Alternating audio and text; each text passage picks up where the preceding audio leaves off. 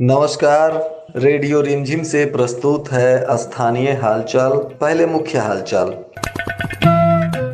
लोहिया स्वच्छ बिहार पार्ट 2 को शुरू करने के लिए जिलाधिकारी की अध्यक्षता में की गई बैठक, बनाई गई रणनीति। बैकुंठपुर और सिधवलिया के दिव्यांग जनों को मिला सहायक उपकरण, सांसद और विधायक रहे मौजूद। शुरू हुआ कोरोना का प्रिकॉशनरी डोज देने का सिलसिला, लोगों में दिखा उत्साह। विश्व हिंदी दिवस के अवसर पर कई जगह कार्यक्रम किए गए आयोजित, लोगों ने कहा हिंदी के प्रचार प्रसार पर और काम करने की जरूरत। उपभोक्ता के द्वारा शिकायत करने से नाराज डीलर ने बंदूक के बल पर शिकायत वापस लेने के लिए उपभोक्ता की पिटाई। स्थानीय हालचाल के इस अंक के साथ मैं अनिकेत मिश्र। अब हालचाल विस्तार से।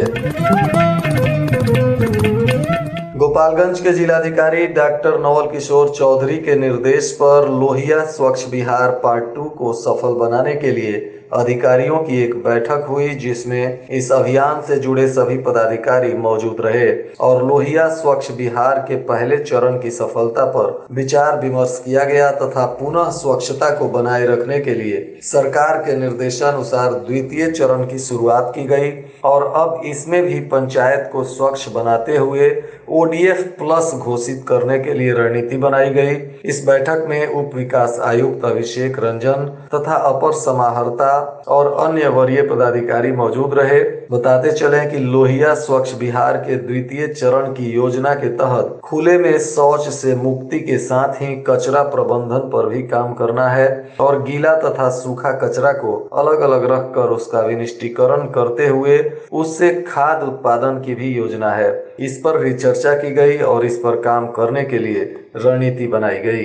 इसी बैठक में किसानों से जुड़ी समस्या पर भी रणनीति बनी, जिसमें जिलाधिकारी डॉक्टर नवल किशोर चौधरी के निर्देश पर उप विकास आयुक्त अभिषेक रंजन की अध्यक्षता में हुए इस बैठक में फसल कटनी प्रशिक्षण के कार्यक्रम को शुरू किया गया। इसका शुभारंभ गोपालगंज के उप विकास आयुक्त के द्वारा किया गया। इसमें मास्टर ट्रेनर के द्वारा फसल काटने के वैज्ञानिक तरीकों के बारे में बताया गया ताकि फसल की बर्बादी और उनके होने वाले नुकसान को रोका जा सके। इसका एक दिवसीय प्रशिक्षण भी होना है, जिसमें किसानों को ट्रेनिंग दी जाएगी। इस दौरान बैठक में किसानों के खाद बीज की उपलब्धता पर भी चर्चा की गई तथा खाद और बीज की गुणवत्ता और उनके उपयोग के बारे में भी चर्चा करते हुए एक्सपर्ट लोगों के द्वारा अधिकारियों को समझाया गया कि इसके बाद इन सब की जानकारी अब किसानों को दी जाएगी। इसके लिए भी पूरी रणनीति बनाई गई। बैकुंठपुर प्रखंड कार्यालय तथा सिधवलिया प्रखंड कार्यालय में गोपालगंज के सांसद डॉक्टर आलोक कुमार सुमन के हाथों दिव्यांग जनों को कृत्रिम अंग तथा सहायक उपकरण का वितरण किया गया। केंद्र सरकार द्वारा संचालित इस योजना के तहत यह वितरण किया जा रहा है। इसके पहले भी गोपालगंज, थामे, बरौली और माझा के दिव्यांग जनों को यह सहायक उपकरण वितरित किया जा चुका है और आगे भी बाकी के प्रखंड क्षेत्र के दिव्यांग जनों को वितरित किया जाएगा। लगातार सांसद के पहल पर इस अभियान को चलाते हुए यह उपकरण बांटे जा रहे हैं। उपकरण मिलने के बाद दिव्यांग जन काफी खुश नजर आ रहे हैं और सरकार तथा सांसद महोदय को धन्यवाद दे रहे हैं। बैकुंठपुर में आयोजित कार्यक्रम के दौरान बैकुंठपुर के विधायक प्रेम शंकर प्रसाद यादव भी मौजूद रहे तथा दोनों क्षेत्र के प्रखंड स्तरीय पदाधिकारी और प्रखंड स्तरीय जदयू के नेता तथा पदाधिकारी मौजूद रहे और इन सबके सहयोग से उपकरण का वितरण किया गया।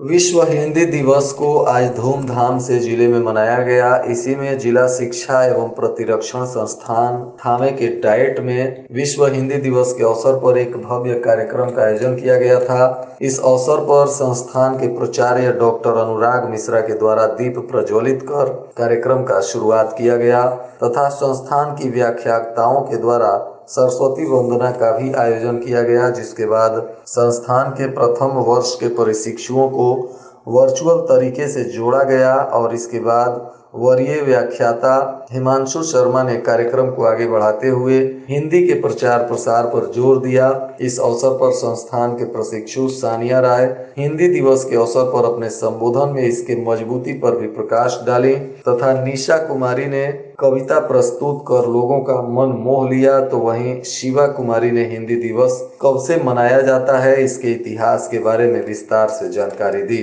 तो वहीं प्रशिक्षु रानी कुमारी ने विश्व कवि हरिवंश राय बच्चन की कविता अग्निपथ को पढ़कर सबको ताली बजाने पर मजबूर कर दिया। वैश्विक महामारी कोरोना संक्रमण का तीसरा लहर शुरू हो चुका है। ऐसे में सुरक्षा के लिए व्यापक इंतजाम भी किए जा रहे हैं। इसी में सोमवार से जिले में हेल्थ केयर वर्करों, फ्रंट लाइन वर्करों और 60 वर्ष से अधिक उम्र के बुजुर्गों को प्रिकॉशनरी डोज यानी बूस्टर डोज का टीका लगाने का शुरुआत कर दिया गया। जिला मुख्यालय के सदर अस्पताल समेत सभी पीएचसी और सीएचसी पर बूस्टर डोज का टीका लगाया जा रहा है, जहां उत्साह के साथ अपने जीवन को सुरक्षित करने के लिए काफी संख्या में हेल्थ वर्करों और फ्रंट लाइन वर्करों ने बूस्टर का डोज लिया। आशा कार्यकर्ता, नर्स, चिकित्सक, स्वास्थ्य कर्मी, सफाई कर्मी, एम्बुलेंस चालक, सुरक्षा गार्ड, जिला प्रशासन के कर्मी, अधिकारी और पुलिस प्रशासन के अधिकारियों ने अपना टीकाकरण कराते हुए कोरोना मुक्त समाज की परिकल्पना को साकार करने तथा खुद को और अपने परिवार को सुरक्षित करने में अपना योगदान दिया। इस दौरान स्वास्थ्य विभाग की तरफ से बूस्टर डोज लेने वाले लोगों को भी सर्टिफिकेट जारी किया जा रहा है।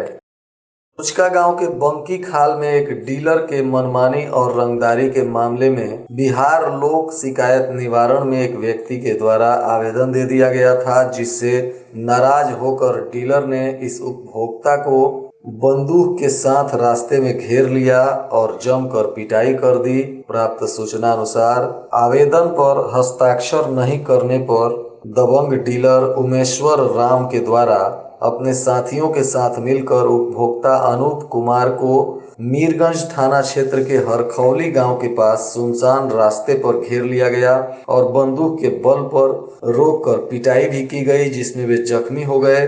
वहीं उनके साइकिल को तोड़कर क्षतिग्रस्त कर दिया गया, जिसके बाद पीड़ित ने इस मामले को लेकर थाने में शिकायत की है और इसमें आधा दर्जन लोगों को आरोपी बनाया है। पुलिस इस मामले में प्राथमिकी दर्ज करने के बाद जांच पड़ताल शुरू कर दी है। कोरोना के तीसरी लहर की शुरुआत हो चुकी है और इसमें अब स्वास्थ्य विभाग ने तैयारी जोर शोर से शुरू कर दी है। इसी के तहत पंचदेवरी में भी तैयारियों का जायजा लिया गया तथा पंचदेवरी स्वास्थ्य विभाग को बीडीओ ने उचित दिशा निर्देश दिया तथा सभी कर्मियों को मास्क पहनने की हिदायत दी। प्रभारी डॉक्टर उपेंद्र प्रसाद ने बताया कि जगह के अभाव में मात्र 10 बेड का अस्पताल है और इसमें तीसरी लहर की संभावना को देखते हुए 5 बेड को पूरी तरह से कोविड मरीजों के लिए तैयार किया गया है। पहले और दूसरे लहर में पंचदेवरी अस्पताल द्वारा सिर्फ एंटीजन किट से कोरोना की जांच की जा रही थी, लेकिन तीसरे फेज की संभावना को देखते हुए 15 जुलाई से युद्ध स्तर पर जांच की भी शुरुआत कर दी गई है। कुचायकोट प्रखंड शिक्षक नियोजन इकाई की तरफ से सोमवार को हुए बैठक में 4 नियोजित शिक्षकों की सेवा समाप्ति पर निर्णय लिया गया है। दरअसल ये 4 लोग फर्जी प्रमाण पत्र के आधार पर कुचायकोट के विभिन्न स्कूलों में नियोजित शिक्षक के रूप में कार्य कर रहे थे और जांच पड़ताल में इनका सर्टिफिकेट फर्जी पाया गया था, जिसके बाद अब इनकी सेवा समाप्ति का निर्णय लिया गया है। हालांकि इन शिक्षकों पर मामला दर्ज कर कार्रवाई भी चल रही है और अब कुचायकोट प्रखंड शिक्षक नियोजन इकाई की तरफ से इनकी सेवा समाप्त करने का निर्णय लिया गया है। भोरे प्रखंड मुख्यालय स्थित बीआरसी भवन में स्वास्थ्य विभाग के द्वारा प्रिकॉशन डोज देने के लिए वैक्सीनेशन शिविर का आयोजन किया गया, जिसका उद्घाटन प्रखंड स्वास्थ्य पदाधिकारी डॉक्टर ओपी लाल ने किया।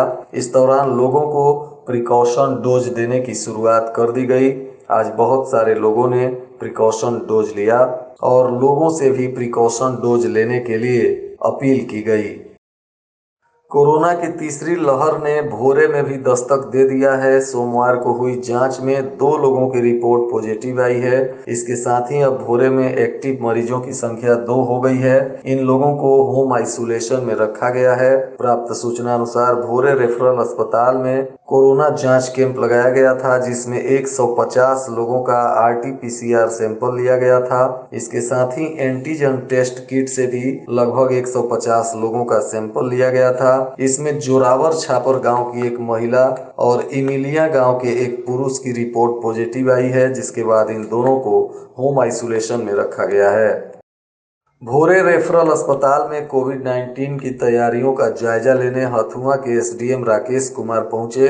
इसके बाद उन्होंने भोरे अस्पताल की जांच पड़ताल की, ऑक्सीजन से लेकर बेड, दवा और वार्ड का भी जायजा लिया। जिसके बाद उन्होंने कहा कि अस्पताल में कुछ कमियां पाई गई हैं, जिसको दूर करने के लिए अधिकारियों को सख्त निर्देश दिया गया है। इस दौरान स्वास्थ्य प्रबंधक अखिलेश कुमार दुबे और चिकित्सा पदाधिकारी देवकांत को SDM राकेश कुमार ने उचित दिशा निर्देश दिया और कहा कि कोविड की समस्या को देखते हुए अस्पताल प्रबंधन अपनी सारी तैयारियों को दुरुस्त कर ले, ताकि किसी भी तरह की चुनौती से निपटा जा सके।